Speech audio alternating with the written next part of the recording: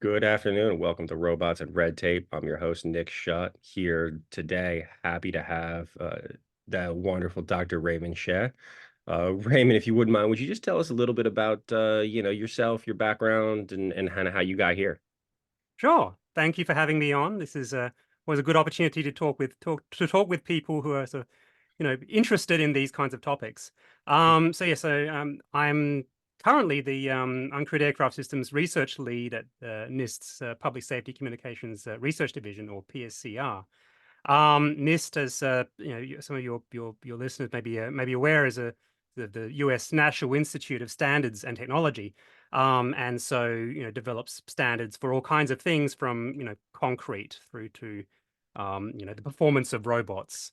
Um, the clock in your computer and your cell phone synchronizes ultimately to an atomic clock that's maintained by NIST in Boulder, Colorado, for instance. Oh, that's cool. NIST is a sort of a big player in the measurement sciences. Mhm, I've been working with NIST for a while now, in the field of measuring how robots perform, specifically robots for response, so search and rescue, and hazardous materials and things like that. So prior to that, I did a PhD in machine learning for robot behavior. So, how does in this case, how does a robot learn how to drive itself mhm, over rough terrain? So that's, things that, it's a bit like a human trying to climb over a pile of rocks. You mhm. kind of have to look and you have to think, right? You can't, it's not generally, I mean, unless you're a parkour expert, Yeah. you're not, you're not doing this while you're having a conversation with someone, looking off to the side like you would walking down the street. So that's kind of my background. AI, machine learning, have a fairly strong interest also on the cybersecurity side of the house. Insofar as it's always been fun to see where things can happen in these systems that shouldn't happen, and then how to prevent it. Mhm, So in the midst of all that, I was also a teaching academic for a while, and teaching artificial intelligence and cybersecurity and software engineering and mhm. robotics and all that fun stuff. Absolutely. Uh, That's fantastic. Really interesting background. Really appreciate you being here. And we talk a lot, and you hear a lot about it in the news and in just in the world at large about AI and generative AI and artificial intelligence. But one thing that I don't hear a lot of people talking about is like, what does that mean? So can you, in your professional opinion, like define AI? What is it? What is it not? And how should we classify these systems in our heads? So I often sort of say that the term AI is a bit like the term football. Mhm. We're not going to agree, right? Yeah. I'm from Australia, Yeah. so good day, everyone. Mhm. From where I come from, football is played with a ball and primarily moving it around by kicking the thing with your feet.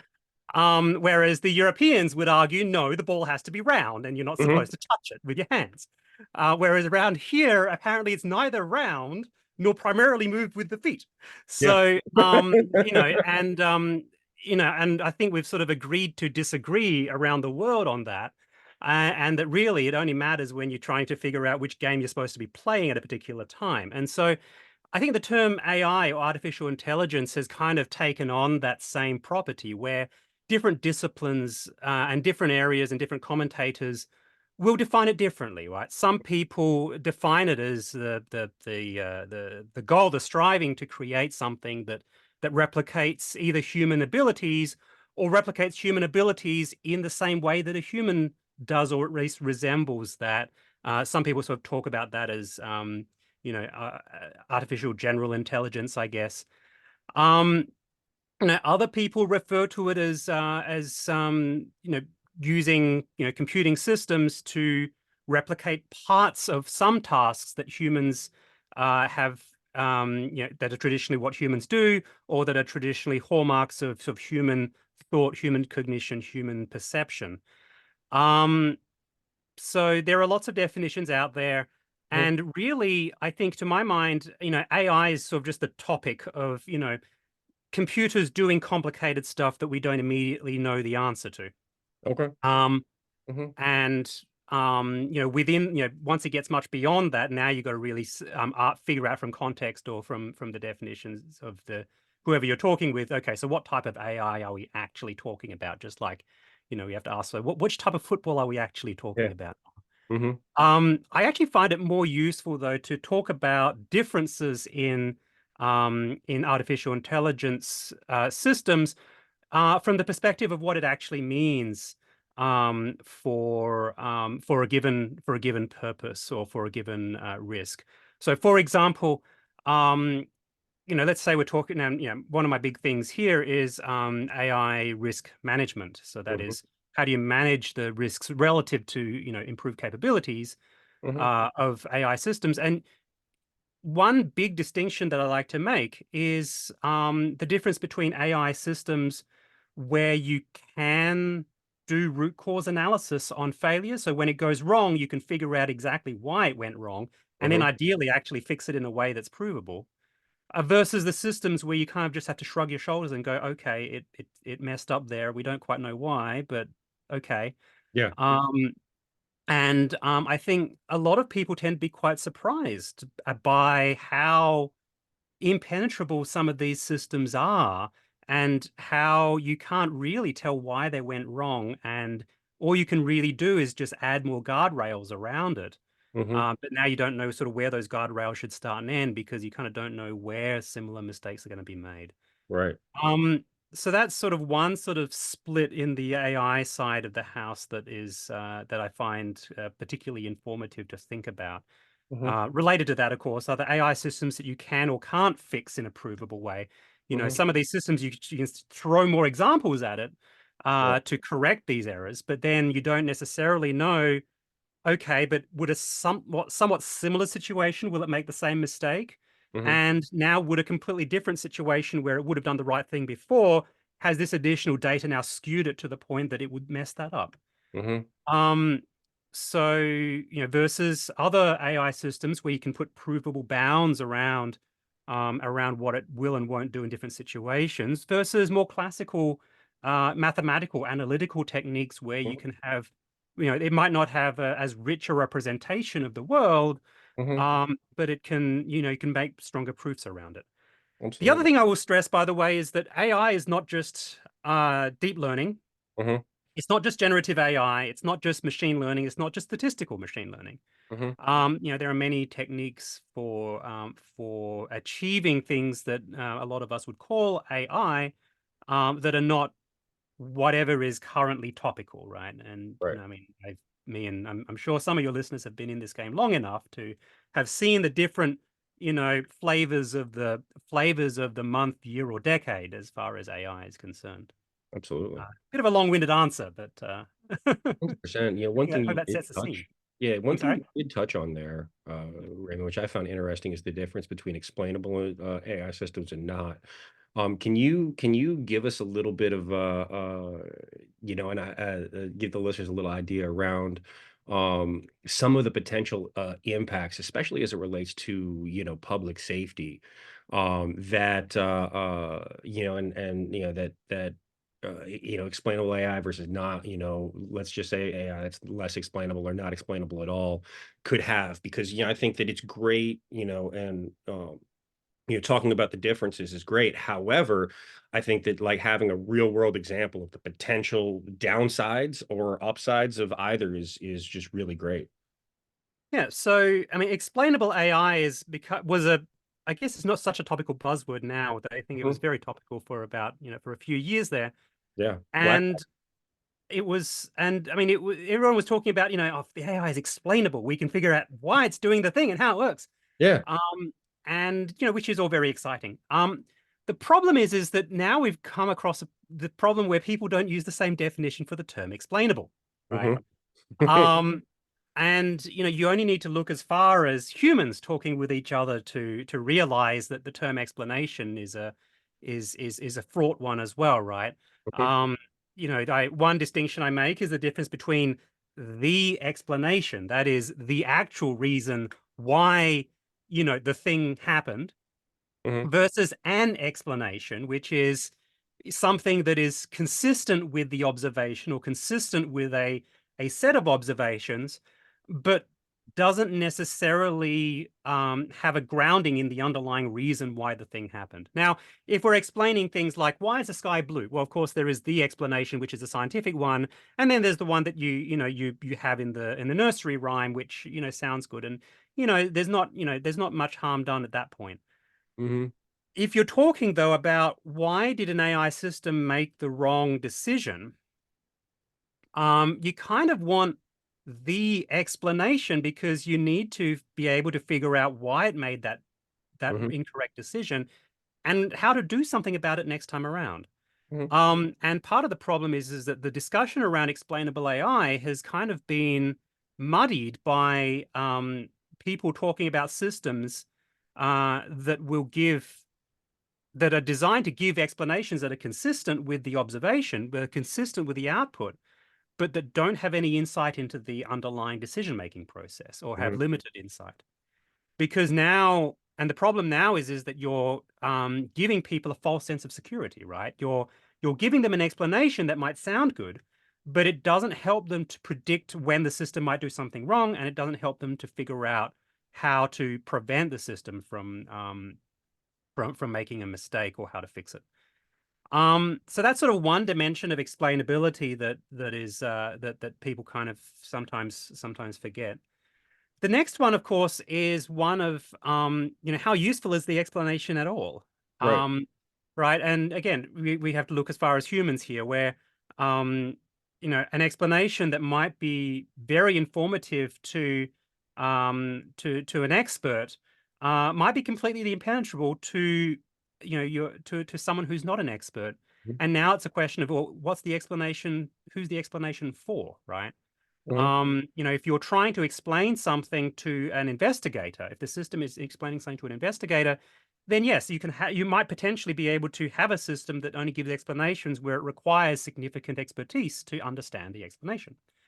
Whereas if the explanation is intended for a system that's explaining something to a person who's not an expert with the intent that they should be able to make a decision fairly quickly as to whether to trust the system, Hmm. now you kind of have a problem because now you have to have an explanation that is understandable to a non-expert. Hmm. I mean, you can take this to its logical extreme, right? Any system running on a deterministic computer, that is a computer that's not doing random things, Hmm. is explainable insofar as is that it's ultimately just electronic circuits, but that explanation is not at a level of abstraction that's useful for very many people. Right. Um, so there's Hmm. that axis of explanation also that can get tricky, right? And Hmm. sometimes you have partial explanations, like there you have a system that might make a decision, and it will at least tell you, I looked at these factors, Right. right? It won't necessarily tell you why those factors were important. It won't necessarily tell you what it was about those factors that was important. It might say, this is a picture of a cat. Okay, Hmm. which bits of the picture were interesting? And it might Hmm. highlight the ears and the tail and might highlight some random piece somewhere. And you'll Hmm. go, well, why was that random piece over there interesting to you at all? It was not even part of the cat, right? And Hmm. you can't ask it that. Or you Right. could ask it, but it won't give you a useful answer. Correct. But that then leads into the next bit of it, and that is you have the explanation that tells you why did it make that decision then Hmm. versus how did it come up with the knowledge of that, right? Hmm.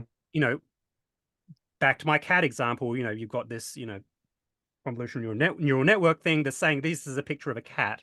And it can say, I looked at these bits in this instance, and that's why it was a cat. Hmm. Then you get other systems that might be able to say, okay, why was this bit interesting? It Hmm. was interesting because it was this, that, and the other. Okay. Why was that a factor? And then it could lead you right back to its training data, right? Hmm. So again, now you've got a depth of explanation there because now you can start doing things like figuring out if there were mistakes being made when the Hmm. system was created and trained.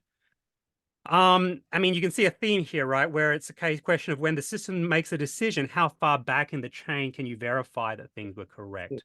And And I I think think, that's one of the big issues that we face.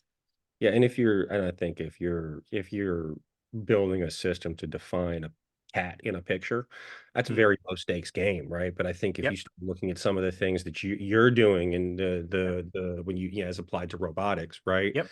in public safety, and you start thinking about not being able to understand why, why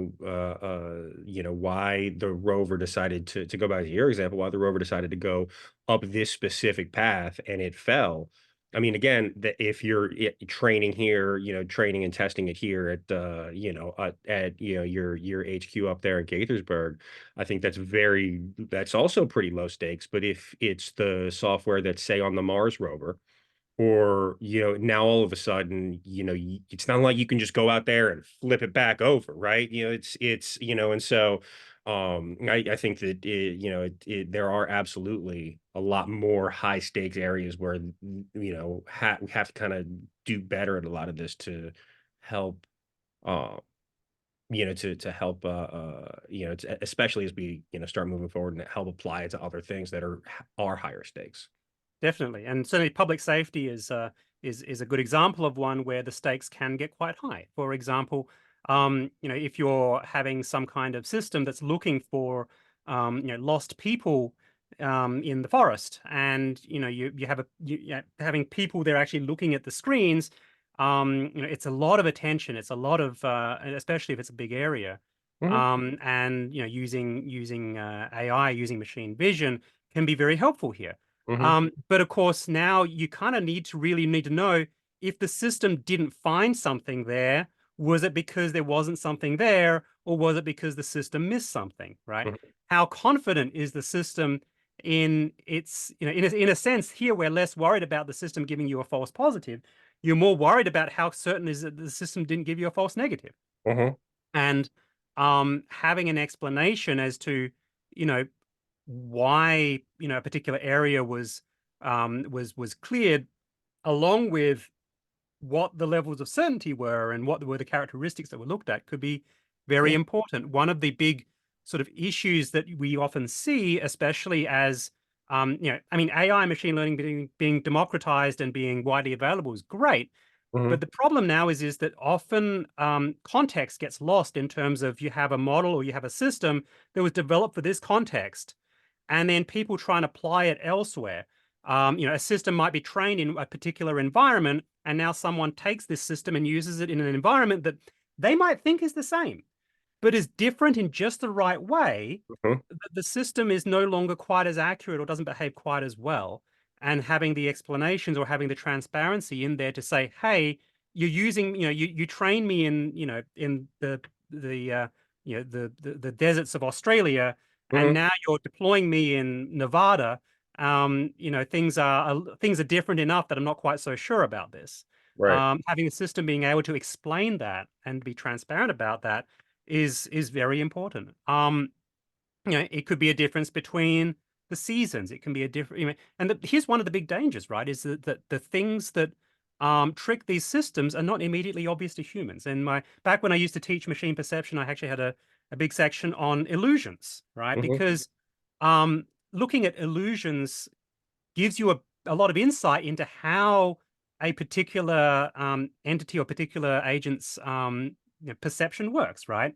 We learn a lot about how we perceive the world by looking at the things that trick us, right? All of those magicians tricks, all of those, books where oh, are these two things the same size? Or, look at this pattern and you can see spots where there aren't spots and all that fun stuff, right?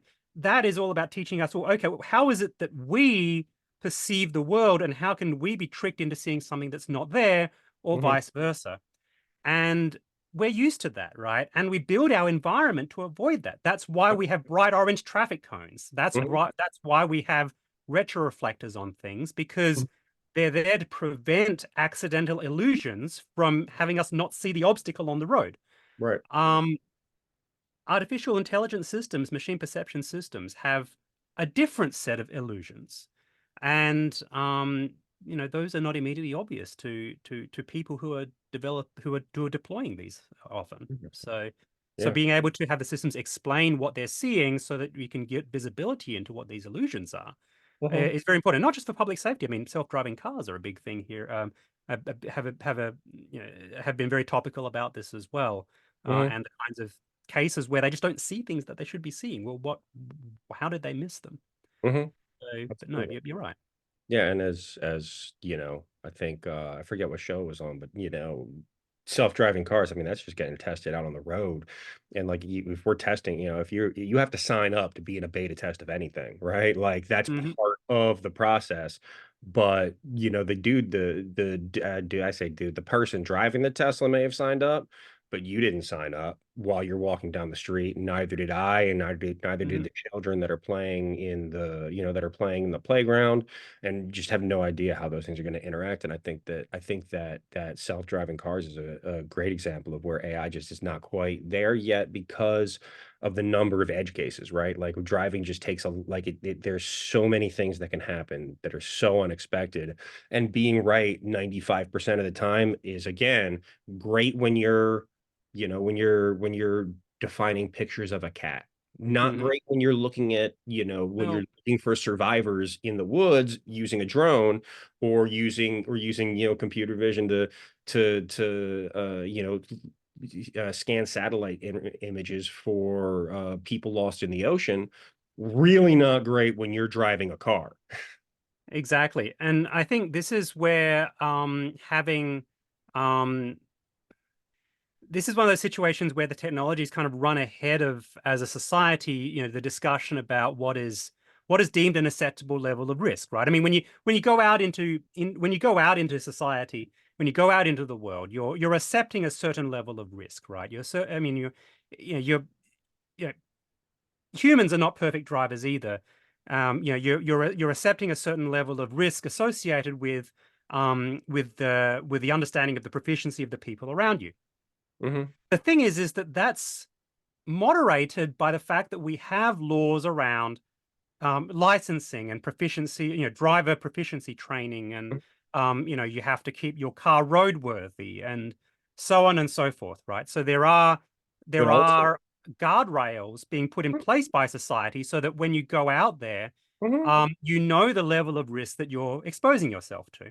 Also, we're driving the car and we have some level of control over if Yeah, that person is, not doing well. I can move away from him, move back, whatever, right. right? And I Yeah. don't know how much a computer would be able to do that. Well, I mean, I'm thinking more at a more fundamental level Hmm. is that we don't have that guardrail for we do have that guardrail, but that guardrail is not as well defined for self-driving cars, right? We and as a society, we're not. I don't know that we've accepted with full information what kind of risk we're bringing on with these now. The part of the issue here is that these systems have actually crept in very over time, right? Hmm. Um, I mean, I drive a car that's a 2015 vehicle, and it has basic collision avoidance and adaptive cruise. It is doing some machine vision looking in front of it. Of course, it's very basic. I'm still in control of the vehicle, and I'm still responsible for stopping the vehicle. And so I'm still paying attention, and it's a convenience. Hmm. Um, so in that sense, that's sort of you know, the world hasn't accepted an additional risk of me using that because I'm still the one in charge. Hmm. As opposed to, we're now talking about vehicles with no driver in them. Hmm. And as a pedestrian, you don't necessarily know now, hey, that thing, I better be careful, right? And that's quite a departure because I mean, the society is used to having vehicles on the road doing strange things, right? Hmm. They're called, fire trucks. They have and ambulances, like they have lights and sirens on them. Right. And so when you hear the sirens and you see the lights, you know that there's something weird that's going to happen. There's Mhm. going to be something behaving in a way that is not usual, Right. and you can adjust your risk. You're going to adjust your behavior Hmm. to be mindful of this risk. You pull over, or as a pedestrian, you step back, Hmm. so on and so forth, right? Public safety is very used to this idea of risk management. And that's not risk minimization, right? Clearly, driving a 20-ton vehicle the wrong way down Main Street through red lights is not minimizing the risk of driving. It's minimizing the overall risk relative to the bigger risk of not getting to the burning building in time. Hmm. Hmm. And then, of course, the license sirens are about society joining them in that risk management. Um, I don't think as a society we've figured that out for these AI systems yet. I mean, the- how many self-driving cars have blocked in emergency services vehicles, right? Yeah. And I mean, and this goes both ways too. I mean, the public safety also hasn't figured out how to best use AI in a risk managed way either in Hmm. that same manner, right? They know that if they're going to be doing weird things that are, against what society expects in terms of driving, they know that but they know that the person doing it is trained. They know that the vehicle is being maintained to a high level of mechanical condition, Hmm. and they have regulations around when they're supposed when they do that kind of thing. Hmm. Um, what does that look like for the AI that they need to use? Yeah. So Absolutely. no, so and this is where it's important to have Hmm. guidance, regulations, frameworks, governance Yeah. to define this, right? Because at the end of the day, we don't employ firefighters to be AI experts. We employ firefighters to be good firefighters, Correct. right? Absolutely. It's not their job to figure this out.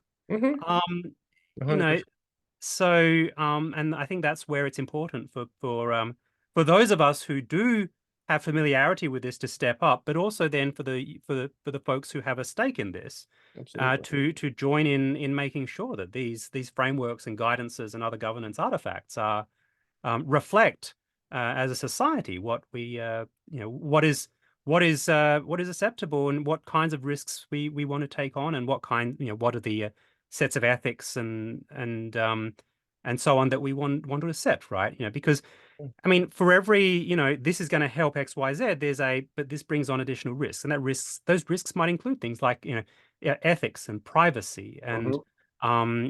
being able to fix errors, fix mistakes, right? Um, if the system, you know, keeps thinking that your house is on fire when it isn't, and it keeps sending firefighters to your house when they don't need to be there, Yeah. you kind of want to be able to fix that. Correct. Or if the emergency routing system keeps trying to route fire trucks down down the lane next to your house that's too narrow for it, Hmm. you kind of want to be able to fix that. So what do you think about, yeah, and you touched on risk management frameworks a moment ago.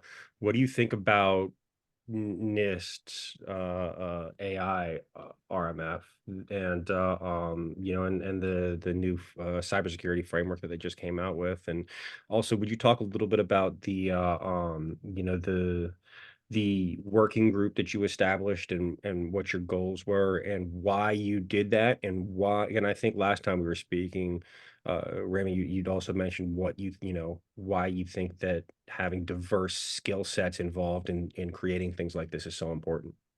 Yeah, so I would say my colleagues over at the NIST IT laboratory, ITL, and the NCCOE have done a marvelous job with the AI risk management framework and the cybersecurity framework 2.0. Hmm. And they've still created these as general frameworks um, to guide the community as a whole, not just public safety, but guide the community as a whole as to how to contextualize all of these risks. And the idea is that they're frameworks that you put things into, but they show you the extents of the problem. Hmm. They help to make sure that you're not missing something somewhere. And so in that sense, they're incredibly, incredibly valuable. But the thing that makes them actually usable by a broader community of non-AI and non-cybersecurity experts are what they call the community and organization profiles. That is, um, documents that are developed in collaboration with the communities, with the stakeholders that take this framework and slot in what is meaningful for a particular application, a particular community, or a particular organization. Hmm. So what I was doing was I established a working group at NIST for producing profiles and guidance and other resources Hmm. for cybersecurity and AI risk management for uncrewed aircraft systems in public safety. So Hmm. the goal was to generate one of these community profiles. And actually, I had the particularly sort of fun idea that so I'm both an AI guy and a cybersecurity guy. Hmm. And to me, AI and cybersecurity risks are greater than the sum of the parts. Hmm. And so my goal was to create one profile document that related to both AI and cybersecurity risks, mentioning them together when relevant. Of course, Mhm. there are some things that have to be treated separately, of course, but Right. there are things that have to be treated together. And in creating these, it's vital to have input, not just from the cybersecurity and AI experts, but also from the user community, from the manufacturers, from and vendors, from the trainers. A lot of this is about educating the end users as to what do these risks mean and how does it affect their deployments. Mhm. It means consulting with regulators. We were working with the FAA. It Mhm. involves working with community groups. It involves the ethics community, for instance. We had the ACLU involved in this working group as well, Mhm. because there are some very important ethical questions to be answered when it comes to using AI in these situations for not just for drones, but generally. And also in terms of what levels of cybersecurity risk are we willing to take on and then take on behalf of other people.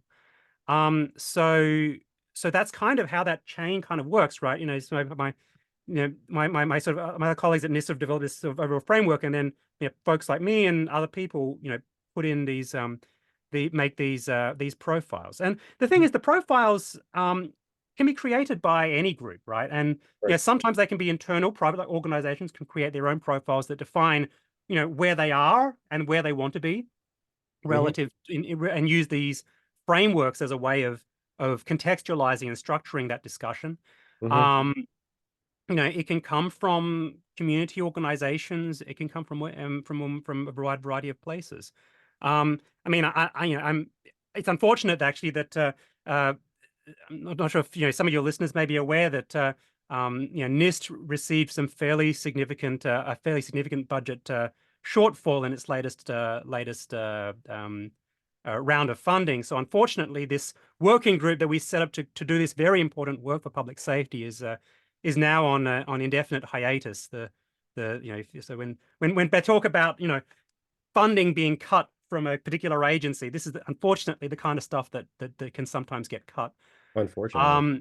So unfortunately, that effort is on hiatus. But if other organizations want to take this ball and run with it, be it for public safety or in other areas, this is open for people to do.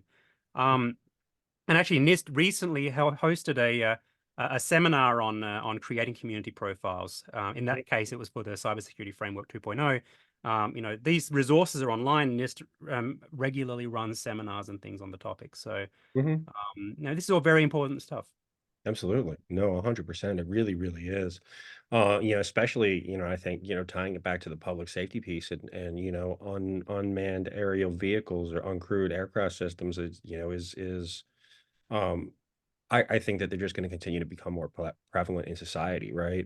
And for a lot of stuff, like you can, some of the areas that I've thought about and I know have been, done is like, instead of having somebody climb a tower to, do the climbing towers to either, inspect the integrity of cell phone towers and radio towers, things like that, send a drone up to do that, right? Yep. Now I think we have drone pilots doing it, but eventually one day we would just, it won't be that way. And I'm not even sure what else they can be used for in a public safety sector, but again, having more of them overhead. And I know the FAA is involved in regulating where they can and cannot fly, but like, you really want to make sure that there's a strong framework and strong guidance for the private sector to develop these things. And it's unfortunate that NIST is one of the ones that's not on that, that doesn't just, let's just say, receive unlimited funding like some other agencies. Yeah. Yeah, I mean, the unfortunately, the joys of government funding, right, is that Mhm. the folks who are sort of deciding the top line number often don't sort of have an understanding of what's going on underneath. Mhm. Um, I mean, it's I mean, it's also becoming very topical right now because there's a lot of discussion in the drone community around security, and a lot of it's focused on geopolitics, which has some merit, but it's not the only thing out there, right? Mhm. Just because a system is manufactured in a particular location doesn't automatically mean it's secure. Just because a system was secure leaving the factory doesn't Mm. mean it's secure in deployment. Right. You know, so um, I think one of the issues that's sort of pervaded the discussion around specifically around uncrewed aircraft systems or drones in public safety Hmm. has been this focus on this country of origin topic, and that's kind of sucked the oxygen away from other things that are arguably just as important, such as how secure are the systems you're connecting it to, Hmm. right? How Yeah. secure are the practices that you're using to deploy this? Hmm. Is the system that you're using actually capable of doing the job, That's right? pretty important. It's That's kind of important, Yeah. and certainly the previous project I was working on, doing the standard test methods for response robots. A big chunk of that was, you know, is this particular piece of equipment and pilot combination Hmm. likely to be capable of achieving the goal of the mission? Hmm. Kind of fundamental. Doesn't Yeah. matter how secure the system is if that combination isn't going to achieve the mission, there's no point deploying it, right? Right. Absolutely. It's like Um, it's like having a whole it's bunch of nails to hammer in, and all you get is a screwdriver, right? Like Yeah. I it mean, doesn't matter. You can make it work, you can make maybe. it work maybe, but it ain't going to be pretty, and it probably Nope. won't work very well. It won't be So, efficient by any stretch of the imagination. right, right. So, yeah, so and then at that point, then it becomes but it becomes a question of, okay, in that case, is the capability worth the risk? Hmm. And the thing is, that's a decision that should be made deliberately, right? It shouldn't. It's not a question that should be answered. So it's not a decision that should be made by default, or a decision that's made by the world for you when you deploy the system and it doesn't work, Hmm. right? Because now 100%. you've wasted time and resources that you could have, deployed, you know, some other asset to answer that question. Hmm. Um, so yeah, so I think that it's, I'm not going to sort of go into the merits of the actual geopolitical argument, Hmm. except to say that that shouldn't be at the expense of everything else in the risk management and capability discussion. I agree, and I think back to your point about the geopolitical. I think the geopolitical piece absolutely has a place. And I mean, you look at for and depending on the use of the tool, right? Like you look at how drones have been utilized in Ukraine recently in the conflict, in the war there with Russia. You know, I think, if you're deploying a drone on a battlefield, yes, it absolutely 100%, you absolutely should be making it here from a geopolitical perspective. Um, and also looking at everything that you'd mentioned around are your systems secure? Is your software secure? Can it be hijacked? What is what is the custody, right? It goes back to, like, you think about police evidence, right? As they collect evidence, if the chain of custody is broken, that evidence is tossed out because it could have been altered, right? Mhm. There needs to be a lot of transparency into all of that. But I also think that just because we're talking about like a defense application, like not all the drones are going to be used in that way, and so we're not all, and so we need to look at and evaluate each use case differently and evaluate them all, and understanding that what you're using the tool for depends on, the geopolitical piece should be more involved or less, right? Yeah, and I mean, I think it's part of the problem here is people like a one size fits all when it doesn't really work, right? I mean, there Right. again, and there are Mean, some, there easy, is convenient answers that don't actually answer the question that no, just I mean make you that's where feel comfortable are a thing here. Ooh. no, I mean that's where security theater comes from, right? But I get it, right? We also do want to cultivate a vibrant sort of industry here that actually works, and there are, I mean, I to be clear, I think that there are other problems as well with the way that innovation can sometimes be approached with that in that Mhm, kind of field, right? I mean, this country definitely has the expertise to build all this stuff. mhm, Um, it's just a lot of it tends to get locked away as well, mhm, and be unavailable to the commercial space. mhm. Um, and without the commercial space, you're not going to get the economies of scale and so on. Right.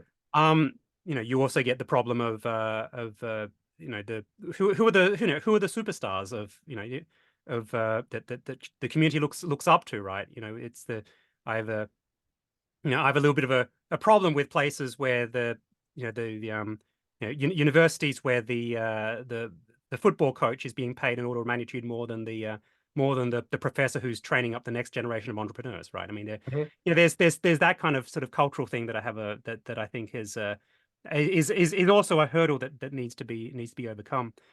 Um, I agree. so no, I mean, it's a complicated question, right? And so that's what I'm saying. I'm not going to answer the geopolitical one here, except to say that there are other things to be considered as well, and that it can't be a one size fits all necessarily. Mhm. The chain of custody argument that you made actually is also a good one on the AI risk management side that I think people aren't necessarily aware of. Mhm. Um, I mean, any of your listeners who have a recent cell phone, Mhm. now try this experiment where you take a picture of a sign that has different sizes of text on it, and you zoom it in, right? And so you at a distance where you can't really read everything. Mhm. In the old days, it would just get blurry, right? Yeah. Nowadays, it'll try and use AI to sharpen the image. Hmm. And so often you'll get things on the sign that look like language, but clearly aren't what was written there. Interesting. And so now you're taking like a default setup of a phone. You haven't turned anything on. You take a picture, and now all of a sudden that picture has been augmented with AI. Mhm. What does that do to your chain of custody? Right? What That's a does great. that do to your evidence? How does that play into, even if even if the picture was taken with a device that doesn't do that, how can we now be sure that that hasn't happened, Mhm. right? That let's say someone took a picture and you zoom in and you say, "Oh, I recognize that person." Mhm. Is that actually that person, or did AI kind of make it sharper and make it look like that person? Right. Or worse yet, the other way around, that is, you're looking for someone, a drone's looking for someone, and they see someone, you take a picture, you zoom in and say, "Oh, that's not that person." When in actual fact, it was that person. It was Mhm. just really blurry, so you wouldn't have recognized them necessarily.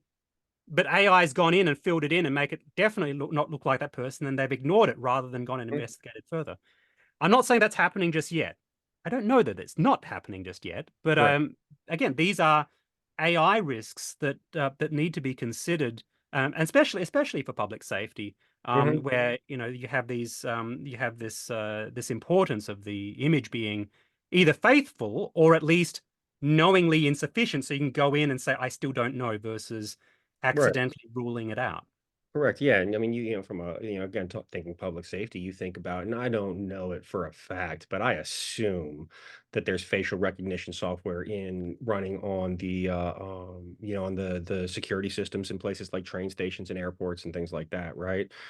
Comparing it to, I'm not sure what database is out there that it would compare it to, but then you start thinking about, people on watch lists, right? Or people that are wanted for kidnapping somebody or kidnapping a child and they're fleeing. And now all of a sudden, like how, with, things like that, or, not.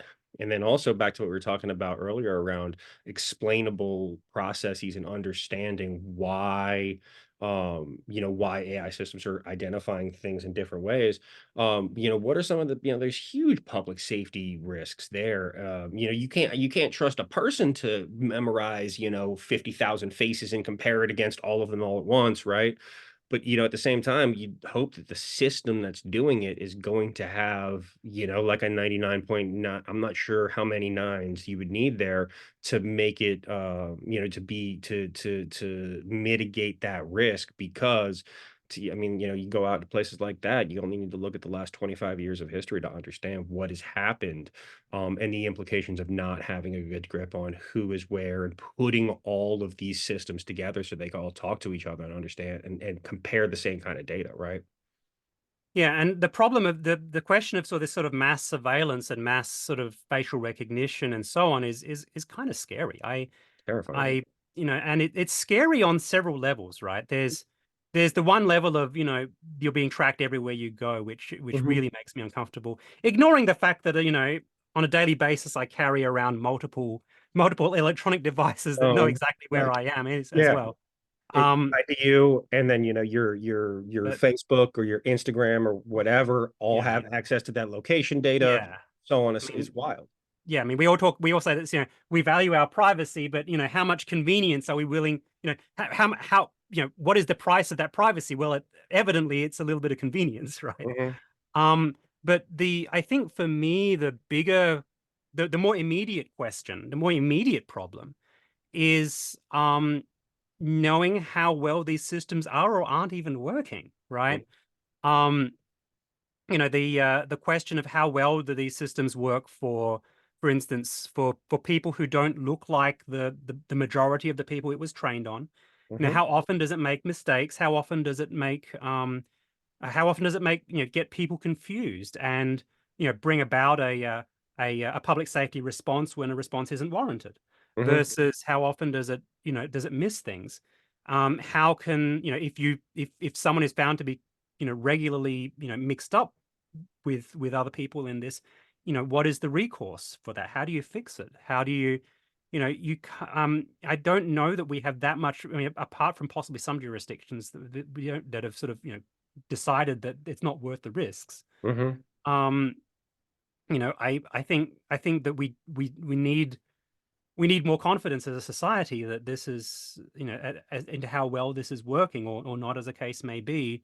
And I think that the part of the problem is that as a society, we're not being, we're not, on the one hand, we're not being invited to be at the table of that discussion, but on the other hand, we're also not putting out the information that lets people be informed.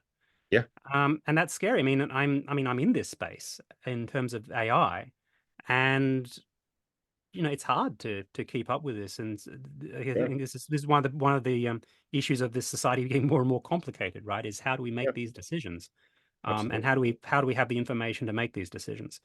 Yeah, Having you know IT proficiency or computer science proficiency or AI proficiency, um, it's becoming important. But then again, all the other stuff we had to be proficient about didn't get any less important.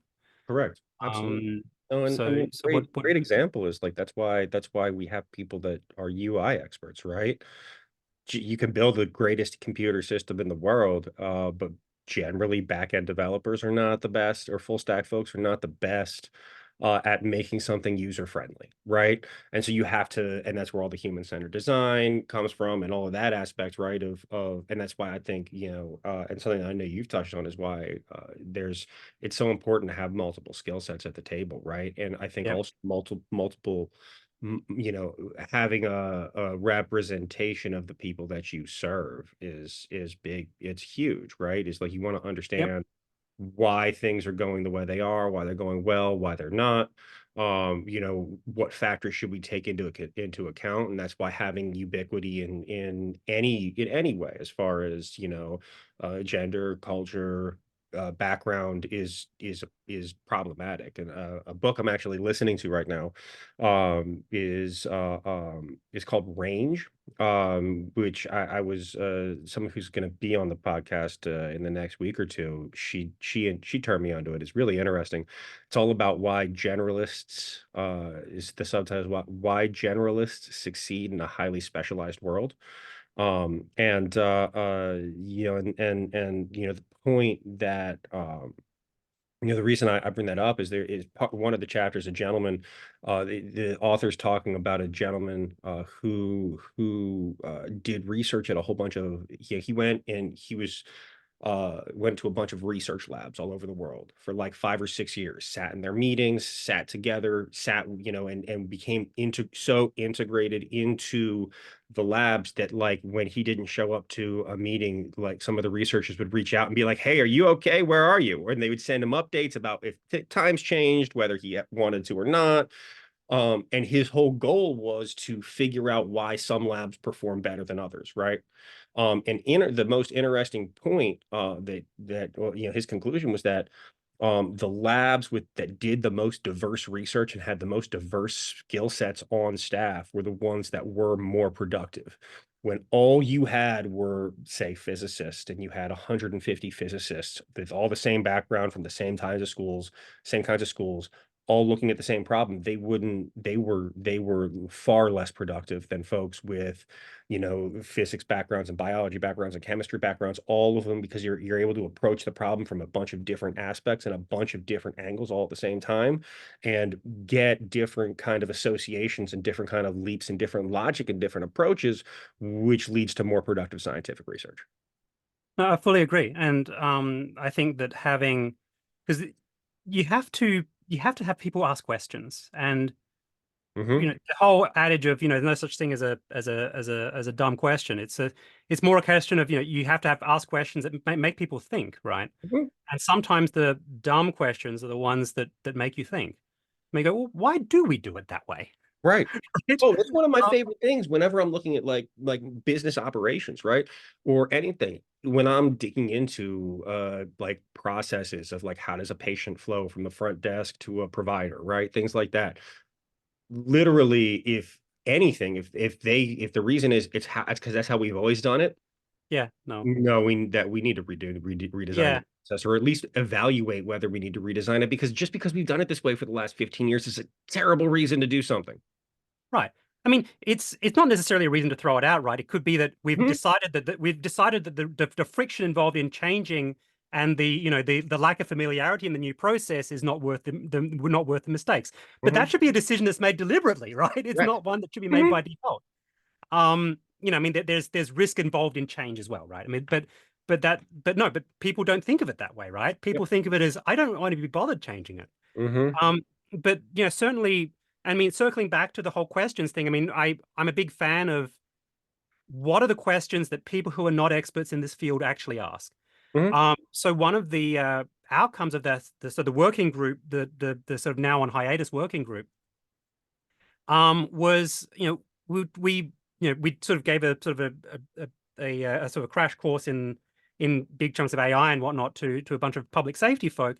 Mhm. And then we asked them, okay, so what are the big concerns and questions you have now? And the idea here wasn't to figure out what are the most, what from a technical perspective, what are the biggest challenges? It's what are the things that the community is immediately receptive to, right? Mhm. Because one of the other things is that if we're trying to affect change, we're trying to improve the situation, right? If we go to someone and say, you should care about this risk, and they go, what? Huh? Yeah. I Mhm. mean, you're going to have an uphill battle, right? Mhm. Whereas if they're coming to you and they're saying, we're really worried about this thing, Mhm. now you have somewhere to start, Yeah. right? And now you have, it's not that you have buy-in, they're already putting their money on the table and saying, please take it, Mhm. right? Yeah. Um, so, um, so in a sense, that whole, asking questions thing is important as well, not just to help you understand your thing, but to Mhm. also understand how this is then going to be contextualized by the other stakeholders involved, Mhm. right? Someone asking you a question is giving you an immense amount of information. Mhm. Oh, Um, and how and they answer it is how I'm they sorry. and sorry, and how they answer it is also the same, right? Like Yeah. I always I think, like, whenever I interview people, I don't ask specific questions. It's all open-ended because I want the person to start talking and telling you about them and all like, they'll tell you everything you need to know if you're selling something, close them, if you're interviewing them, whether you should hire them or not, they'll overshare, and I mean, Yeah. that's where it's at, right? Yeah. I That's mean, kinda that's that's how this fun. interview is going, right? Yeah. Oh, I hadn't noticed. Yeah. Absolutely. No. No, it's Um, fascinating, man. I think, how much should we apply human psychology to AI systems, or or is that literally the extent of us, um, like, is it because they're like a reflection of us? Is there anything to that?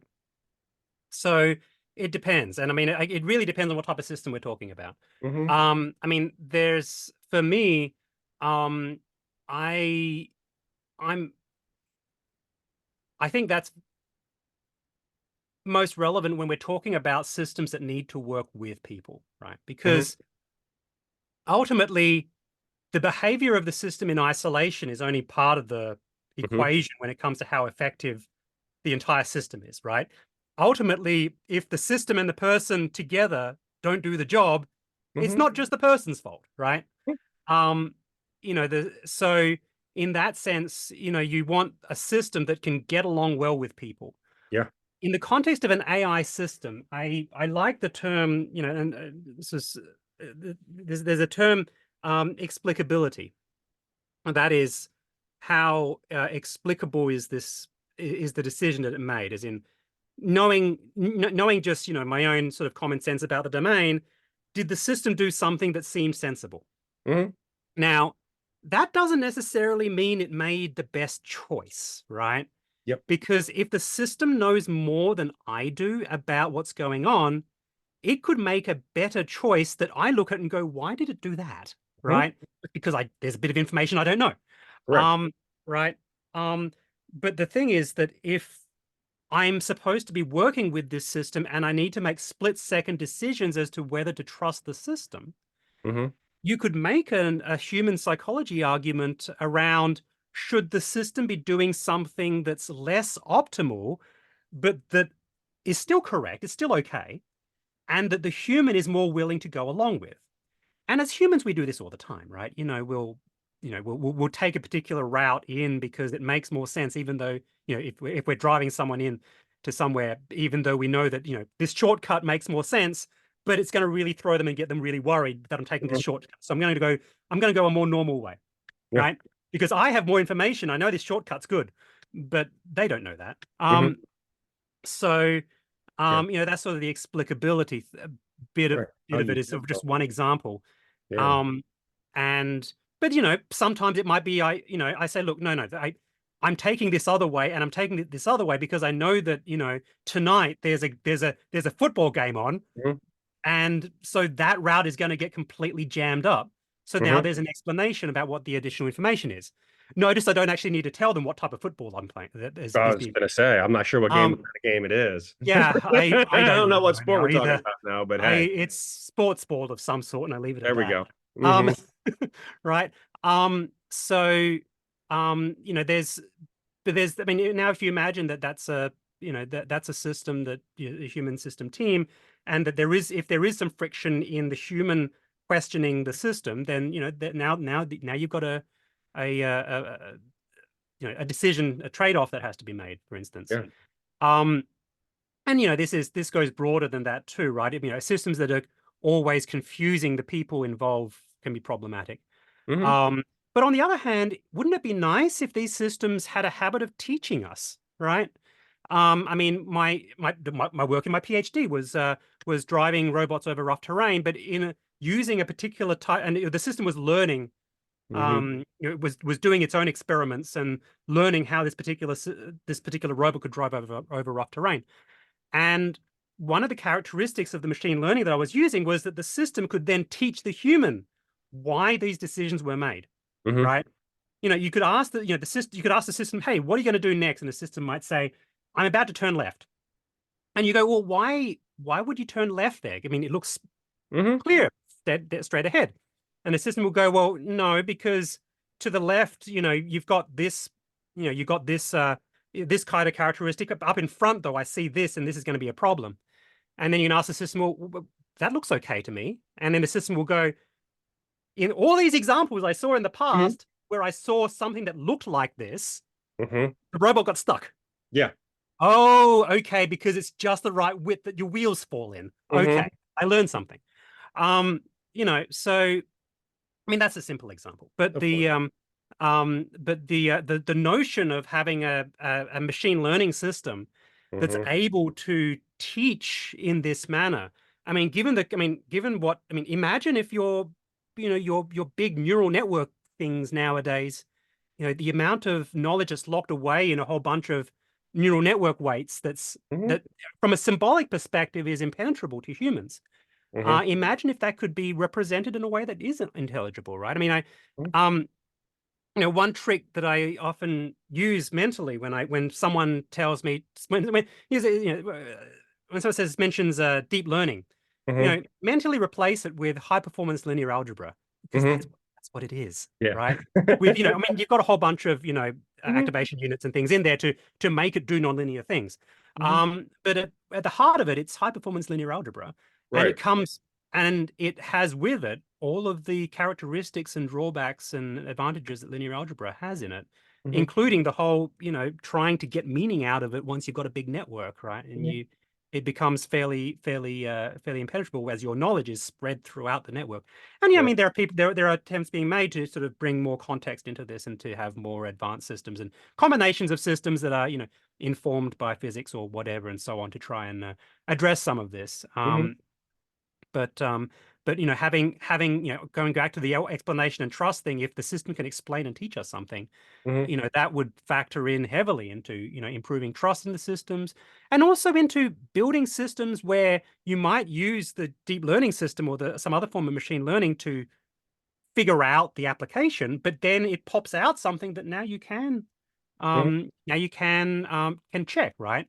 You Yeah. know, in a sense, for some applications, I care less.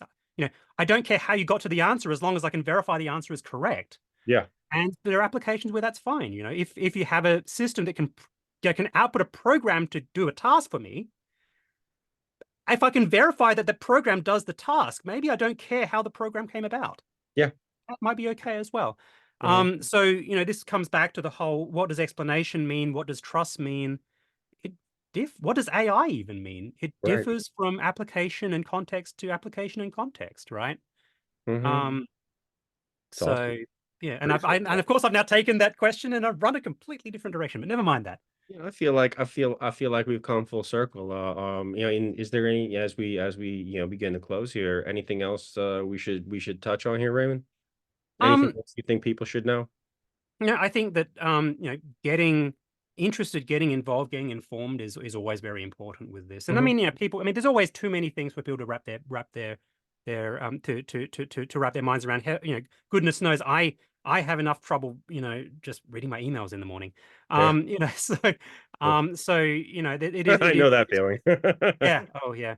Um, but no, but I think that the awareness is starting to catch up. It's taken a few missteps, such as a lot of the self-driving car issues that have come about. Hmm. But no, I think that we are, especially with awareness up and down the stakeholder chain and this and through society, the awareness is coming about. Regulators are starting to catch up. I think it's improving. Hmm. On that note, by the way, I should also stress, of course, that much as I have a NIST backdrop, everything I'm saying here is my own opinion and doesn't Hmm. represent that of NIST. I'm actually officially an employee of Johns Hopkins University, but I am Hmm. the uncrewed aircraft systems research lead at PSCR as a guest researcher. So I can hold Hopkins accountable for everything you're saying. I'm sorry. So I said, so I can hold Hopkins accountable for everything you're saying. Well, no, I mean, Yeah, I'm kidding, Dr. Raymond. I'm just an academic. I know. I'm speaking purely for myself here. Totally Um, understand. but I really yeah, appreciate it. And I listen, I really appreciate you taking the time to come on Robots and Red Tape today. I've really greatly enjoyed our conversation, and I've personally gotten a lot out of it, and I'm really hoping that everybody else does as well. hey, I really appreciate the invitation, yeah, maybe we'll talk more in the future wherever I end up. Looking forward to it, Raymond. Have a good one.